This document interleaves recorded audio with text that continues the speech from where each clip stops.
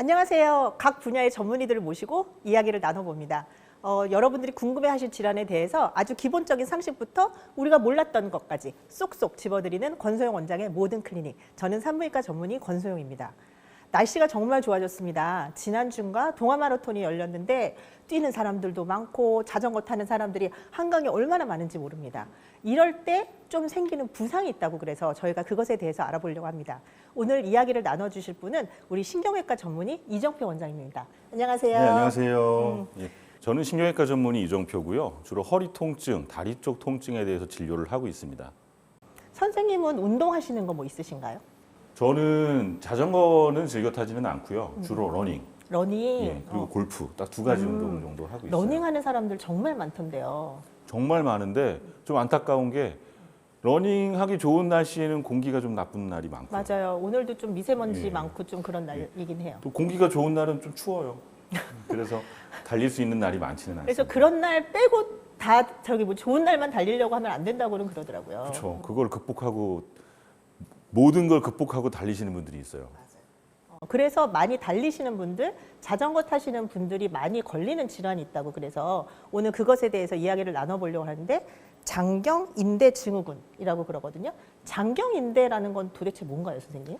장경인대 증후군이 뭐 들어보신 분들은 많아요, 사실. 운동하시는 분들, 특히 러닝하시거나 자전거 타시는 분들은 알고 오세요. 아, 그래요? 저 장경인대 증후군인 것 같아요. 이렇게 오시거든요. 환자가 이미 그 긴 그렇죠. 저기 진단명을 알고 예, 그분들 사이에서는 이미 스스로 다 진단을 내리고 그 동호회 분들이 야, 너 그거 장경인대 증후군이야. 한참 가. 몇 개월 쉬어야 돼. 이렇게 얘기하고 병원을 이미 이제 나는 장경인대 증후군이라고 굳게 믿고 오신단 일단 말이에요. 장경인대 증후군이니까 장경인대가 안 좋은 거잖아요. 그렇죠. 그러면 장경인대는 어디에 있는 인대인가요, 선생님? 우선은 일단은 어디가 아파서 오시냐면 무릎이 아파, 허벅지랑 무릎이 아파서 오세요. 무릎 허벅지. 예. 응. 그래서 장경인대 이름이 굉장히 좀 어려울 것 같지만 장골이라는 뼈하고요.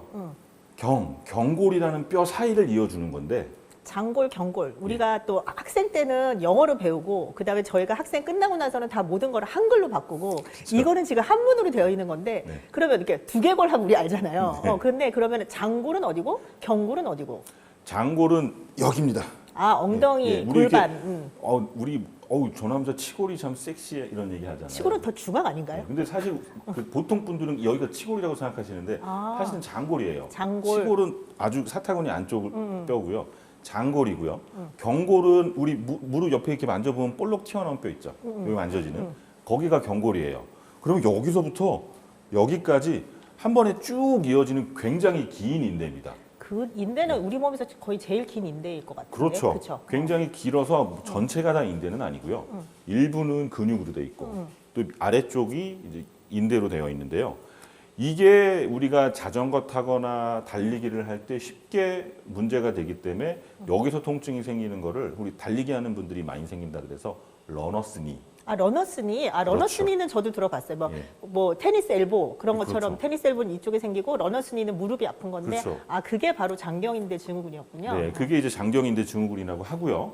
이게 운동 좋아하시는 분들한테 워낙 쉽게 생기는데 요즘 또 점점 날씨가 좋아지고 있어서 오늘은 이 장경인대를 어떻게 하면 우리가 피할 수 있고 그치, 안 아프게 운동할 그렇죠. 수 있고 그게 제일 그리고 중요한 거죠. 건강하게 운동할 수 있는 방법을 제가 한번 소개를 해드리려고 아, 너무 좋습니다, 준비했습니다. 선생님. 이제 봄이 돼서 이제 뛰러 나가시는 분들, 뭐 자전거 타러 나가시는 분들 나가시기 전에 이 영상 보고 나가시면 정말 좋을 것 같습니다. 자, 여기 보시는 게 이게 장경인대예요. 여기 딱 이렇게 포인트 되면서 무릎이 구부러질 때 이 부분이 이렇게 마찰되는 거 보이시죠? 옆에 저기 뼈 있는 데를 지나가면서 예. 저기가 자극이 되는군요. 그렇죠. 요게 장경인대예요. 그래서 이렇게 무릎을 구부릴 때 여기가 계속 마찰이 되면서 무릎 바깥쪽이 아픈 거를 장경인대 증후군이라고 하고요. 자, 긴 인대라 그랬잖아요. 이렇게 장골부터 경골까지 한 번에 쭉 이어지는 긴 인대라서 이 끝나는 부위가 이 지점인데 하필이면 이 부분이 굉장히 좁아요.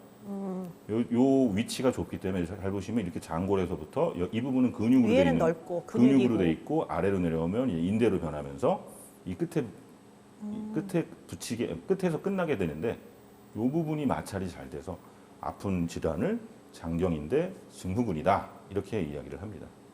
어쨌든 저 인대가 지나가는 허벅지랑 그다음에 특히 무릎 바깥쪽 저기가 아픈 게 되겠네요. 그렇죠. 자전거 탄다고 뭐 뛴다고 모든 사람이 이게 생기는 건 아닐 거 아니에요. 그렇죠. 주로 생기는 사람들은 어떻게 뭐 운동을 잘못하는 사람들인가요? 어떤 사람들이 주로 생기나요, 선생님? 결국엔 운동을 워낙 좋아하다 보면 한 번쯤은 경험하는 질환이기는 해요. 그래서 결국에 장거리 달리기 하는 분들, 마라톤 좋아하시고 뭐 자전거도 굉장히 장거리도 타시는 분들, 그냥 취미로 그냥 한두 시간 타는 건 괜찮습니다. 팔당댁 갔다 오고 뭐 자전거 실어 가고 막 그러시는 분들. 100km. 100km 이렇게 타시는 분들 있잖아요. 나 이번 주말에 어디를 도전할 거야. 이렇게 무리해서 그렇게 되면 이제 목표가 있으니까 그거를 이루려고 몸이 조금 안 좋은데도 막 무리해서 하시거든요. 그렇죠, 그렇죠. 결국에는 무리해서 하시고 자전거를 자주 타시고 그 다음에 또 본인의 건강을 좀 과신해서 스트레칭 없이 그냥 스트레칭은 해야지. 그렇죠. 그거는 준비 맞아요. 운동 없이 그냥 운동을 바로 본 운동을 바로 시작하는 경우가 있고요.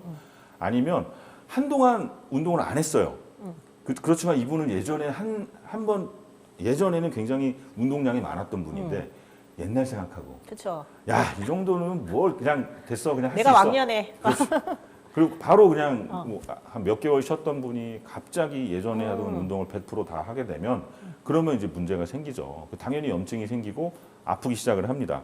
그리고 이제 선천적으로 그러니까 해부학적으로 좀 모양이 좋지 않은 분들이 있어요. 예를 들어 약간 다리가 오다리라든지 반대로 X다리가 있는 분들은 아무래도 이 관절이 무릎 관절은 경첩 관절이라서 꺾는 것밖에 안 되거든요. 옆으로 회전이 안 돼요. 근데 이 무릎 정렬이 좋지 않으면 어쩔 수 없이 회전력이 가해지기 때문에 그 옆에 인대가 압박을 받죠. 더 압박을 그렇죠. 받고 압박을 그렇게 받죠. 되는구나. 그런 분들이 장경인대 증후군이 잘 생겨요. 그러니까 어렸을 때 초등학교 때 배웠던 걸 다 지켜야 되는 게 우리가 수영 처음에 배울 때도 선생님 항상 이게 스트레칭을 시키고 그렇죠. 그냥 국민체조하고 하는 것처럼 해야 되는데 모든 운동이 다 기본이 스트레칭인데 그거를 빼고 하면은 또 안 되겠군요. 네. 그러면 주로 자전거를 탈 때 장경인대 증후군이 생기는 좀 뭐 구체적인 이유랄까? 뭐 이렇게 좀 더 자세하게 좀 알 수 있을까요? 우선은 그런데 이렇게 정말로 무리해서 하신 분들은 본인이 반성을 하겠죠. 내가 잘못했어. 근데 나는 분명히 스트레칭도 했고 너무 무리해서 하지도 않았고 단계적으로 훈련량을 늘렸는데도 이런 게 생겼다. 이런 분들은 다 이유가 있어요. 첫 번째, 자전거 안장 높이가 좀 안 좋을 수도 있습니다. 안장 높이. 장비의 문제죠. 여러분의 잘못이 아니고 장비의 잘못으로 무릎에 무리가 갈 수도 있고요.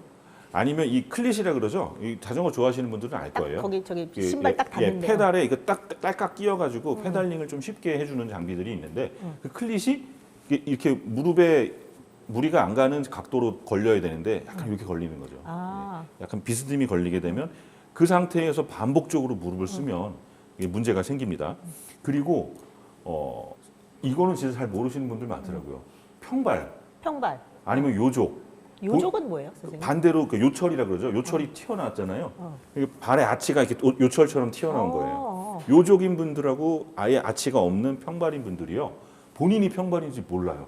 병원 와서 그때서야 한 40~50대면은 40~50년 사신 건데 몰라요. 제가 평발이라고요? 저 군대 갔다 왔는데요. 이렇게 되는데 요즘은 뭐 평발이라고 군대 안 가지는 않습니다. 그런 건 없습니다. 그 본인이 모르는 경우가 많은데 평발이라는 거는 아치가 밑으로 내려가는 거고 아치가 내려가면서 그러니까 경골이죠. 경골이 안쪽으로 이제 돌거든요. 그러면 이제 인대가 텐션이 올라가고 요족인 경우에는 아치가 올라가면서 발이 굳어요. 발이 굳으면 충격 흡수를 못 합니다. 그러면서 무릎 관절에 무리가 가요. 평발과 요족인 경우 본인이 내 발의 상태가 어떤지를 정확하게 알아야 되는데 그거를 모르고 운동을 하니까 이런 질환들이 생기는 거예요. 그동안에는 살면서는 내가 조금 다른 사람보다 좀 빨리 그냥 걷다가 지치나 보다 그 정도로 알고 지냈을까요? 그런 사람들은? 평발이나 요족은? 그런 분들은 이게 병이라고 생각 못하고 아프긴 아파요. 분명히 아파요. 근데 좀 쉬면 낫거든요. 이게 운동을 남들이랑 똑같은 운동을 했는데 다음날 나만 좀 발목이 좀 붓는다든지 그렇지만 하루 이틀 쉬면 좋아지니까 괜찮아지니까. 이건 병이 아니야라고 생각하고 아니면 엉뚱한 곳이 아픕니다. 그 평발과 요족이 있으면 발목이나 발바닥이 아픈 게 아니라 뭐 골반. 그래요? 예. 발이 그런데 예. 골반이 아프고. 골반. 왜 이렇게 다 틀어지니까. 그다음에 여성분들 같은 경우 자꾸 골반이 틀어지면 치마가 돌아가겠죠. 그다음에 그러니까 내가 잘못 왔나 보다. 내가 다리를 꼬아서 그런가 보다. 그러니까 다른 원인을 좀 생각하면서 그렇죠. 살았을 수도 예. 있겠구나. 왜냐하면 이 평발이라는 게 양쪽 발이 똑같지가 않아요. 아, 그것도 다 이거 예. 짝짝이니까. 그렇죠. 한쪽 발만 낮고 한쪽 발은 정상이면 그쪽으로 몸이 기울면서 이 몸이 다 정렬이 안 맞거든요. 그거를 또 다른 증후군인데 그거는 부정렬 증후군이라 그래요. 부정렬 증후군. 다음에 선생님도 한번 모시겠습니다. 알겠습니다. 그런 식으로 몸의 정렬이 안 맞으니까 막 허리 아프고 심하면은 막 두통도 생겨요. 이 뒷목까지도 땡기니까 두통이 생기고 그렇게 되면 그때 되면은 이제 병원을 가는데 너무 아픈 데가 많으니까 집중을 못 하죠. 그쵸. 결국엔 진단이 어려워지고 부정렬 증후군이라는 그 진단을 내릴 수 있는 의사를 찾아가야 되는데 또 그건 많지 않겠죠. 그건 많지 않죠. 왜냐하면 또 정형외과 선생님 보면 발 보는 사람은 발만 보고 무릎 보는 맞아요. 사람은 무릎만 보고 어깨 보는 사람은 어깨만 보고 그러니까 그렇죠. 전체를 또 안 보시는 네. 분들이 또 특히 대학병원 가면 더 많고 그러시니까 네. 하더라고요. 근데 선생님 아무래도 살이 찌거나 그러면 이런 게 더 많이 생기나요? 아유 그럼요. 우리 결국엔 반복적인 충격이 원인이라 그랬잖아요. 반복적인 충격이 뭐 체중이 적은 사람보다는 아무래도 그렇죠. 많은 사람이 더 잘 생깁니다. 그러면 선생님 장경인대 증후군의 대표적인 증상 뭐 허벅지랑 이제 오른쪽 그러니까 바깥 무릎 뭐 그렇게 말씀해 주셨는데 그런 거 말고 또 어떤 증상으로 주로 올까요, 선생님? 장경인대 증후군은 이 결국엔 무릎 바깥쪽인데 언제 아프냐면 다리를 쭉 펴고 있을 때보다는 애매하게 굽힐 때예요. 아, 그게 언제냐면 계단 내려갈 때예요. 계단 내려갈 때 예. 그래서 그냥 서 있을 때는 괜찮고요. 앉아 있을 때도 괜찮아요. 근데 평지 걸을 때도 괜찮고. 평지 걸을 때도 그렇게 아프진 않은데 애매하게 계단을 내려간다든지 아니면 무릎을 굽힐 때 90도 굽힐 때 괜찮고 쭉 폈을 때 괜찮은데 중간이 한 30도쯤 됐을 때 아, 그때만 그 각도에서만 아파요. 네. 그러니까 내가 걸을 때 그 각도만 피하면 통증이 없단 말이에요. 그러니까 그냥 별거 아니라고 생각하는데 이게 잘못하다가는 몇 개월씩 가니까 굉장히 초기에 잡지 않으면 고생을 하는 병이죠. 그래서 대표적 증상으로는 그래서 계단 내려갈 때 계단 내려갈 때 무릎 아프다. 바깥쪽 통증이다. 그리고 심하면 이제 저림이 생기기도 하고요. 그다음에 저리는 거는 그러면 종아리나 뭐 발이 저린 거예요? 어디가 저린 거예요? 무릎 외측, 무릎 외측이 저린 무릎, 거예요? 무릎 외측이 통증하고 저림이 생기고 또 그 부분을 누르면 아파요. 아, 딱 앞통점이 있어요. 통점이 있구나. 앞통점이 있어요. 그 뼈 튀어나온 뼈 여기 튀어나온 뼈 그 위쪽으로 한 2cm 정도 위에를 이렇게 문질러 보면 딱 앞통점이 있어요. 그래서 그 부분이 이제 초음파를 대거나 이러면 이제 문제를 찾을 수가 있고 환자들이 여기가 아파요 이렇게 하고 오나요? 그러면은 그럴 때는 그럴 때는 근데 처음 그 환자분들이 본인이 거기가 눌러서 아플 거라고 모르고 오기 때문에 그냥 저 계단 내려갈 때 아파요. 그러다가 선생님이 이렇게 진찰하다 보면 딱 여기가 네, 아프시죠? 맞아요. 그렇게 되는 그러면 거죠. 이제 바로 이제 그 점프 사인이라고 그러는데 딱 약간 뛰죠. 거기라고. 거기 아프다고. 딱 그러시면 아 이분은 그냥 장경인데 좀 그냥 다른 검사 안 하고 그 정도만 해도 머릿속에는 아 이분은 한 장경인대 증후군일 때문에 가능성이 거의 오셨구나라고 한 알 수 80%는 있구나. 되겠구나. 그렇게 생각을 합니다. 이게 초기 단계의 증상은요. 그러다가 나요. 며칠 쉬면 예, 낫고. 예, 그냥 뭐 그런 분들 이제 뭐 아이스팩 같은 거 대고 조금 쉬면은 낫기 시작을 하는데 이거를 방치하게 되면 나중에는 이제 쉬어도 안 낫는 상태가 됩니다. 그러다가 이제 나중에는 계단 내려갈 때만 아팠던 게 이게 점점 심해지면은 그냥 평지 걸을 때도 아프기 시작을 해요. 그리고 거기가 좀 눈으로 보면 좀 부어 보이기도 하고요. 외부에서 그냥 내 다리를 무릎을 봤을 때도 붓는 정도가 된다는 말씀이세요? 그렇죠. 겉으로 봤을 때 붓고요. 이 장경인대라는 게 엉덩이부터 무릎까지라 그랬잖아요. 처음엔 무릎이 아파요. 근데 이 정도가 되면 일상생활에 좀 지장을 줄 정도가 되면 이제 골반이 아파요. 그렇죠. 예. 올라가고. 그러면 이제 그때부터는 진단이 어려워지는 거예요. 이게 과연 골반의 문제냐, 고관절의 문제냐, 막 무릎의 문제냐, 그거 진단하는데 참 어려워요. 병원 가서 사진도 여기도 찍고 저기도 찍고 다 찍어야 되는 거고. 다 검사를 그렇죠? 해야죠. 제가 그 사례를 하나 네네. 알려드리면 남자 50대 중반 남성분이세요. 운동 좋아하는 몸이에요. 딱 그 진료실 들어오는데 탄탄해요. 나는 아직 건재하는 그 나이. 예, 굉장히 근육질에 탄탄하고 그냥 뭐 헬스장에서 운동한 그런 근육이 아니라 진짜 밖에서 야외 운동하시는 야외에서 자기가 좋아하는 취미 활동 운동을 하면서 만든 근육이에요. 어디가 아파서 오셨냐 그랬더니 그분도 이제 본인이 알고 오셨어요. 나는 장경인대 증후군 같다. 이렇게 오셔서 보니까 제가 방금 얘기한 그대로예요. 처음에는 운동할 때만 아프고 한 2, 3일 쉬면 괜찮았는데 이게 몇 개월 지나니까 이제는 일상생활 걸을 때도 아프고 뭐 조금 전혀 이제 휴식을 취할 때도 아프기 시작을 하는데 알고 봤더니 이분이 아마추어 자전거 선수신 거예요. 아, 선수. 예, 너무 자전거 타는 걸 좋아하시니까 그렇죠. 막 대회 나가서 막 수상도 하시고 이런 분인데 한 6개월 전에 증상이 시작됐는데 처음 계속 타셨구나. 예, 한 3개월은 좀 쉬면 괜찮으니까 계속 타셨고 나머지 3개월은 이제 자전거를 못 타고 있는 거예요. 그 얼마나 속상하실까. 진짜 얼마나 속상하죠. 속상하실까. 아, 이거 빨리 나가서 나의 실력을 보여주고 대회 나가서 자랑해야 되는데, 1등 입상하고 해야 되는데. 그래야 되는데 이게 안 되니까 물론 저한테 오시기 전까지 여러 군데 치료했고 잘 안 나서 오셨는데 진단이 장경인대 증후군 같은데 이제 확진이 안 되니까 저한테 오셨는데 초음파 되니까 거기가 이제 염증이 완전히 보이더라고요. 부어 있겠죠. 예, 염증이 그 쫙 정도 보이더라고요. 되면. 그래서 그분은 치료를 했어요. 그렇게 어렵지도 않았어요. 그냥 저는 이제 초음파를 많이 보니까 초음파 보고 정확하게 장경인대 주변에 염증 치료해드렸는데 딱 한 번 치료했는데 다음 오실 때 표정이 달라지셔가지고 내가 왜 이렇게 6개월 고생했는지 모르겠다고. 그러면 이분은 저기 진단이 좀 늦어졌다고 그랬잖아요. 그렇죠. 네. 그러면은 장경인대 증후군은 선생님은 진단을 그렇게 빨리 하셨는데 그러면 진단하는 방법이 어떻게 되는 건가요? 진단 방법은 이제 두 가지가 있어요. 대표적으로 하는 진단 방법이 두 가지가 있어요. 하나는 MRI고요. 비싼 MRI. 그렇죠. 하나는 초음파예요. 초음파. 예. 두 개의 장단점이 있어요. 일단 MRI는 확진이 가능합니다. MRI를 통해서 안쪽에 어디 찢어졌는지 아니면 뭐 물이 고여 있는지 그 염증이라는 얘기죠. 아니면 그 인대 자체의 두께가 좀 두꺼워졌는지 이런 거를 정말 100% 확진을 할 수 있는 장점이 있지만 비싸죠. 비싸죠. 네, 비싸고 뭐. 비싸고 또 예약을 잡아야 되고 당일 가능한 병원도 있지만 그렇지 않은 병원이 더 많잖아요. 네네. 그래서 한참 기다려야 되고 그런 단점이 있고 초음파 같은 경우에는 장점이 몇 가지 있어요. 일단 저렴하죠. 저렴하고 바로 할 수 있고. 예, 그 자리에 저 같은 경우는 진료실 안에 초음파가 있으니까 그냥 그 자리에서 그냥 바로 봐요. 그리고 물론 이제 MRI도 금식이 필요한 경우가 있고 아닌 경우가 있죠. 근데 초음파는 뭐 전혀 금식이랑 전혀 상관없이 그쵸.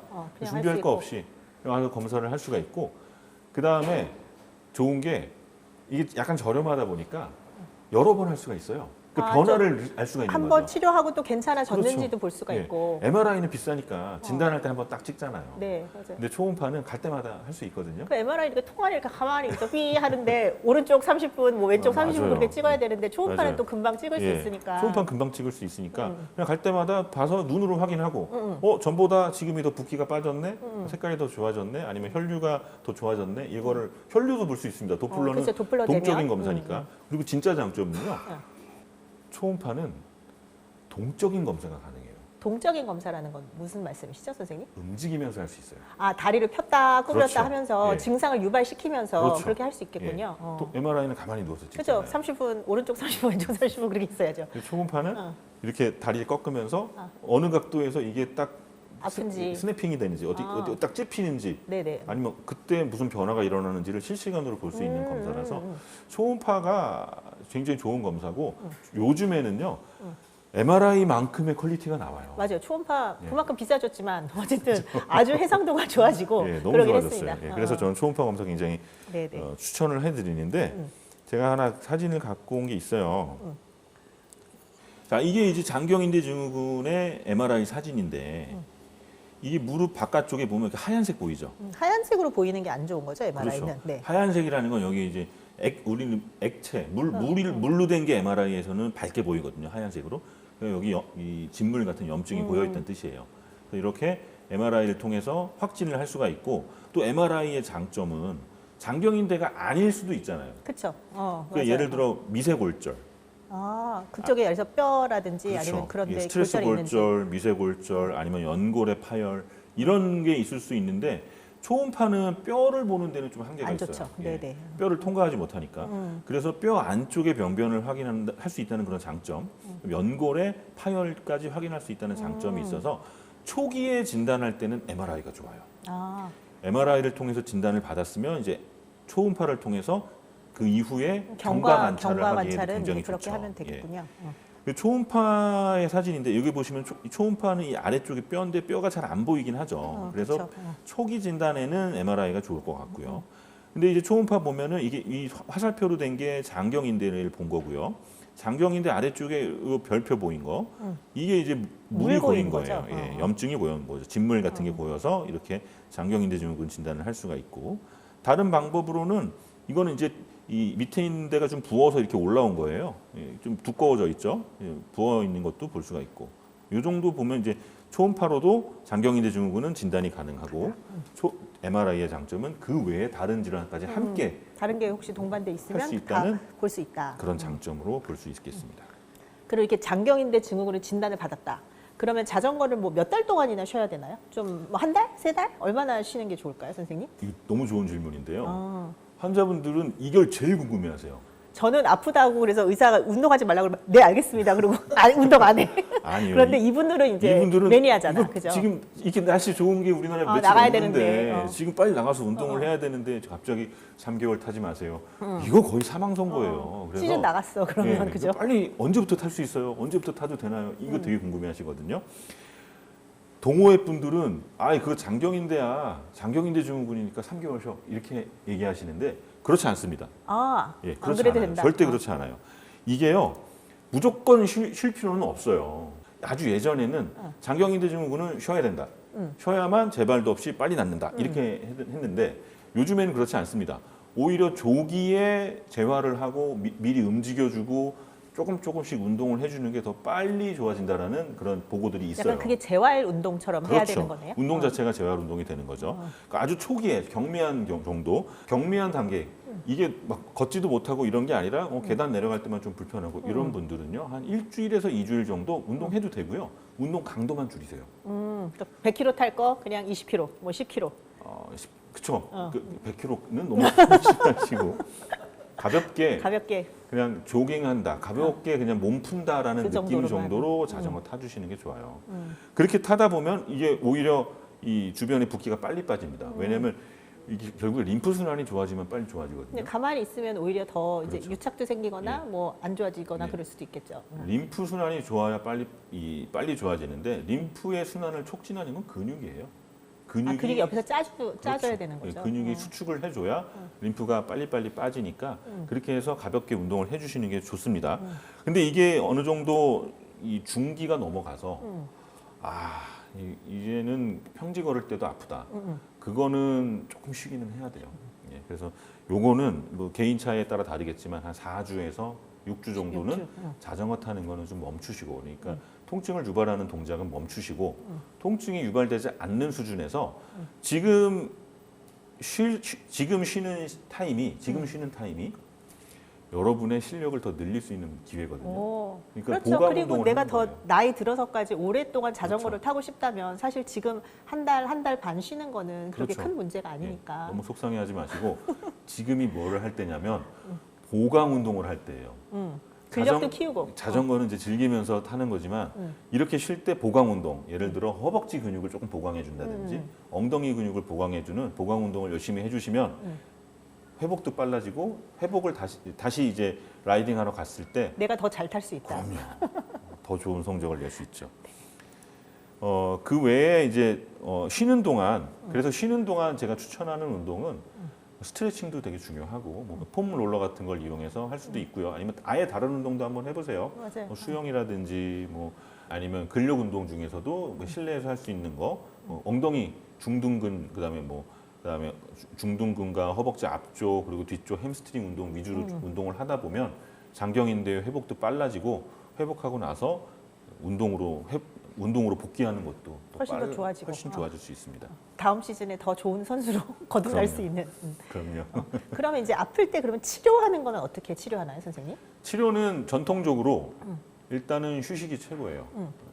쉬면서 아이스팩하고 그다음에 핫팩을 하는데 아이스팩 같은 경우에는 우리가 아프고 나서 운동하고 나서 24시간 이내, 보통 24에서 48시간 이내에 아이스팩을 하고 그게 넘어가면은 핫팩을 해서 주변을 좀 부드럽게 해주면 림프 순환을 촉진할 수가 있고요. 그다음에 약을 먹죠. 우리 이제 소염제라고 하는 거, 염증이니까 결국에는 염증이니까 소염제를 먹어야 되고, 그리고 이제 스트레칭 아까 폼롤러를 이용한 마사지라든가 스트레칭을 해주는 게 이제 흔히 우리가 할 수 있는 치료고요.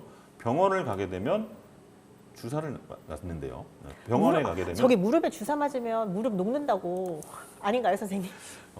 병원에 가면 이제 주사 치료를 하는데 주사도 종류가 너무 많아져가지고 개념이 스테로이드 주사가 제일 빠르기는 해요.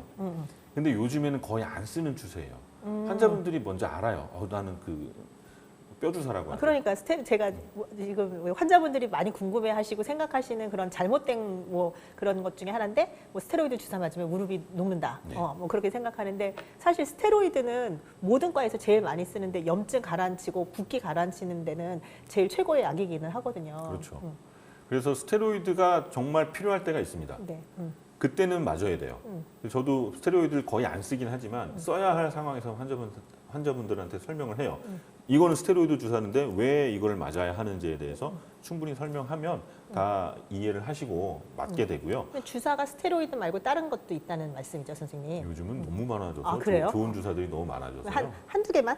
한두 개만 알려주실 수 있을까요? 재생의학이라는 개념에서 먼저 PDRN이라는 주사가 있어요. PDRN 알아요. PDRN 얼굴에 팩하고 이제 그렇죠. 피부과에서 PDRN 네. 주사 맞고 막 네. 그러거든요. 아유, 연어. 남들은 얼굴에 맞지만 우리처럼 이렇게 운동 좋아하고 럭셔리한 분들은 얼굴 말고 무릎에 무릎에 맞습니다. 무릎에 연어 주사를. 이 인대에다 맞으면 이 PDRN의 장점이 염증을 효과적으로 가라앉히고요. 첫 번째. 그다음에 두 번째 재생을 좀 촉진을 해요. 그래서 얼굴에 맞는 거예요. 피부가 상했을 때 아니면 화상 뭐 이런 거 입었을 때 피부의 재생을 도와주려고 맞는 건데 이게 인대의 재생을 좋게 한다는 촉진한다는 거예요. 인대의 재생. 그래서 PDRN 주사도 요즘 많이 맞고 있고요. 그리고 프롤로 주사라고 프롤로는 포도당인데 고농도 포도당을 이용하는 거예요. 고농도 포도당을 이용해서 그 주변에 조금 상처를 내요. 고농도의 포도당이 그 인대 주변을 이렇게 조금 상처를 내면 약간 박리시키는 것처럼 그렇게 하는 건가요? 일부러 염증을 좀 유발을 유발해서, 하죠. 일부러 유발을 합니다. 그러면 그 유발된 염증을 제거하기 위해서 재생을 하죠. 재생 세포들이 쫙 네네. 모여들어요. 그래서 처음에 프롤로 주사는 맞으면 더 아파요.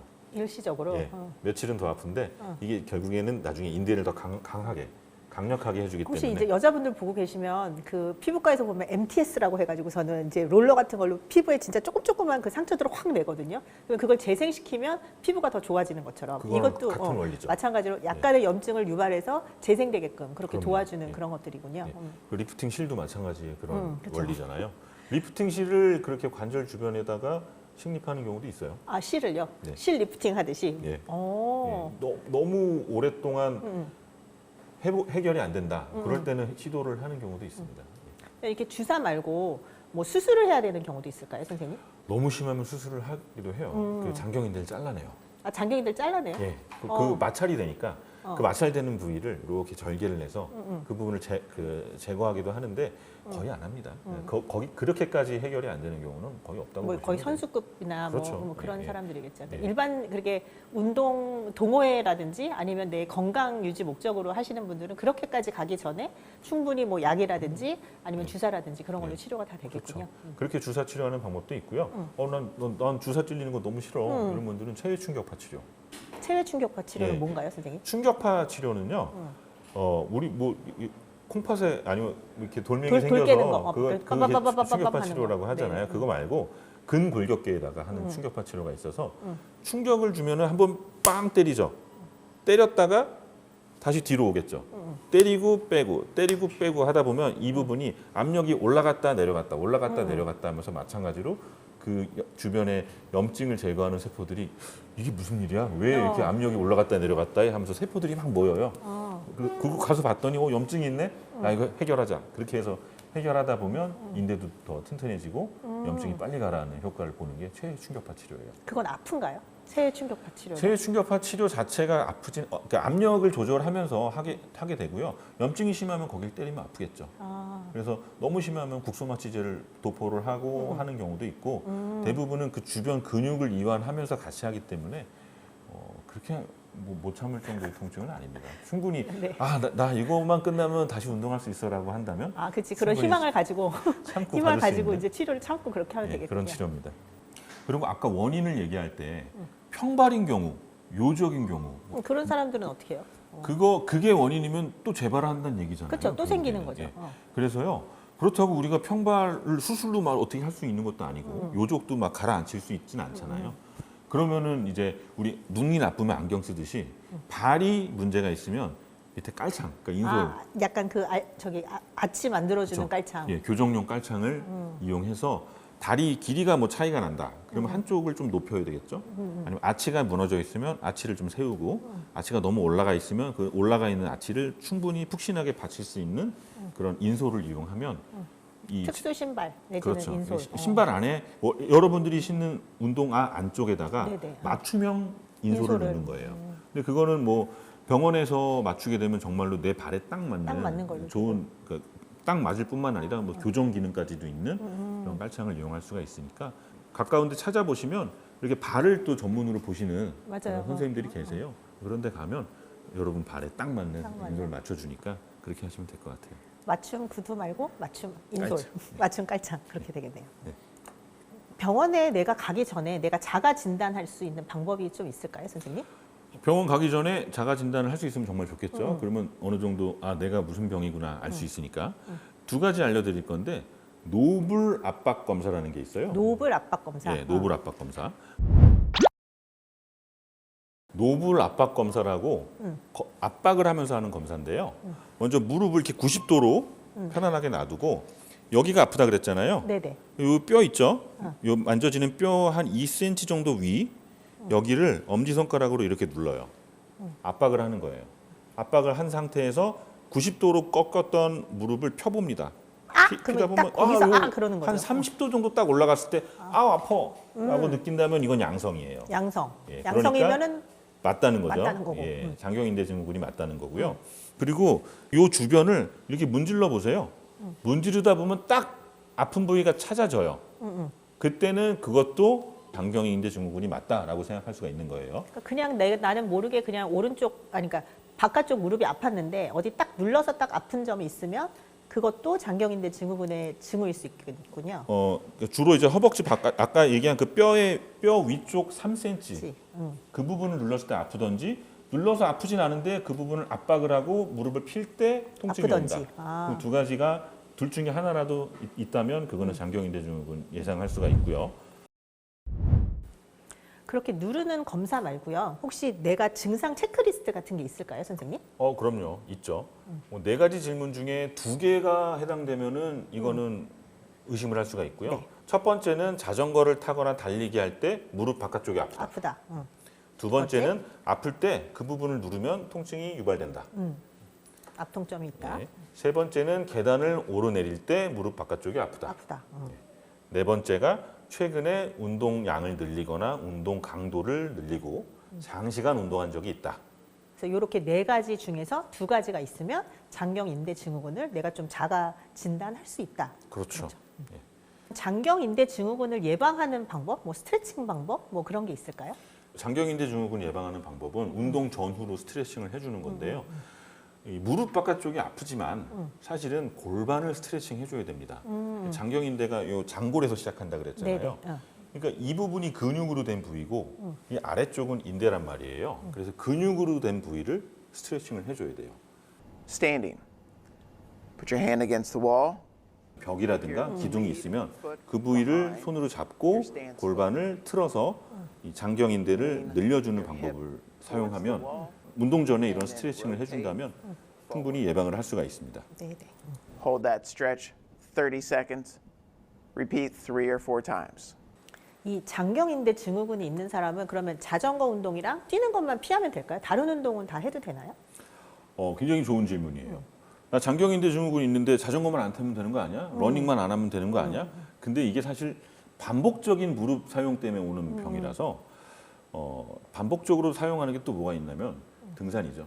등산 그리고 내려갈 때가 있으니까. 그렇죠. 예. 등산이나 내리막길이 아주 이 장경인대에 취약한 그런 취미 활동 중에 하나고 아니면 나는 그런 거 안 하고 헬스장에서 헬스만 하는데 뭘 하지만 헬스장에서 많이 하는 게 뭐예요? 스쿼트, 런지, 그렇죠. 데드리프트. 예, 그게 다 장경인대에 무리를 그쵸. 줘요. 그러니까 그런 운동 하면서도 충분히 생길 수 있으니까 그런 방금 얘기한 운동 좋아하시는 분들은 항상 그 무릎 바깥쪽이 아프다면 아까 얘기한 자가 체크리스트와 혼자 셀프로 검사할 수 있는 방법을 한번 해보시면 좋을 것 같아요.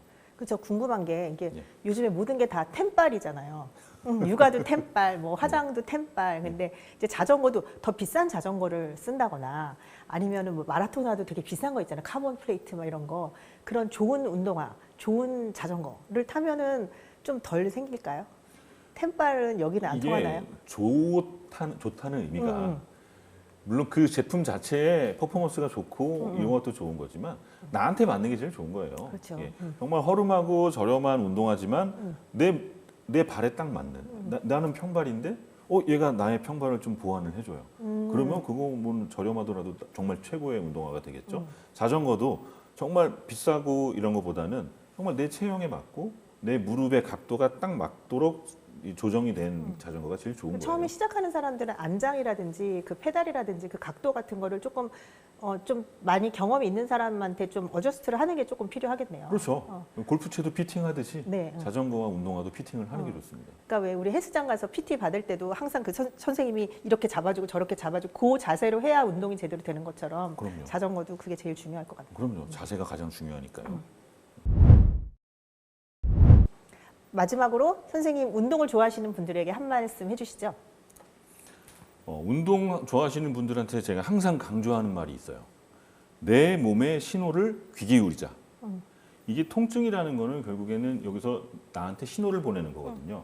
야, 너 운동 잘못됐어. 너 자세가 좋지 않아. 라고 알려주는 건데 그거를 무시하고 그냥 무리해서. 아유 누구나 야 장경이 여기 무릎 아픈 거 운동하니까 당연히 아픈 거지라고 생각하면서 무시하고 운동하다가 이게 결국에는 3개월, 4개월, 나중에 6개월 이상 운동을 쉴 수밖에 없는 결과가 생깁니다. 그래서 이런 경고를 그냥 넘기지 마시고요. 꼭 한 번씩 내 운동 자세는 괜찮은가? 내가 나의 실력을 뛰어넘어서 너무 오버해서 운동을 하지 않는가? 이런 걸 체크하는 게 좋을 것 같고요. 운동 전 뭐 해야 되죠? 스트레칭과 웜업 웜업. 이 두 가지만 잘 기억해 주신다면 정말 좋아하는 운동 오랫동안 건강하고 부상 없이 즐길 수 있을 것 같습니다. 네, 오늘은 봄철 야외 활동이 많아지는 시기를 맞이해서 장경인대 증후군에 대해서 알아봤습니다. 다음에 또 저희가 재밌는 주제를 가지고 또 찾아뵙겠습니다. 감사합니다. 감사합니다.